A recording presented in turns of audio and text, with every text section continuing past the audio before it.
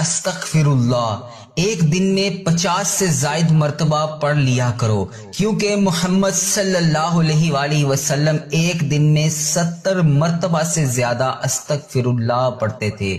اس سے انسان کے گناہ معاف ہوتے ہیں اور انسان کے اوپر رحمتیں برکتیں نازل ہوتی ہیں۔ دوسرا ذکر لا حول ولا قوت الا باللہ، یہ ایک دن میں 99 سے زیادہ مرتبہ ضرور پڑھ لیا کریں، کیونکہ یہ اللہ تعالیٰ کے عرش کے خزانوں میں سے ایک خزانہ ہے۔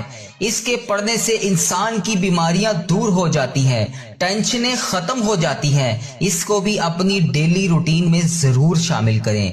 نمبر 3، حسبنا اللہ و نعم الوکیل، اس تسبیح کو بھی ایک دن میں 31 سے 33 مرتبہ ضرور پڑھ لیا کریں۔ یہ حضرت ابراہیم علیہ السلام نے پڑھا تھا جب انہیں آگ میں پھینکا جا رہا تھا، تو اس دوران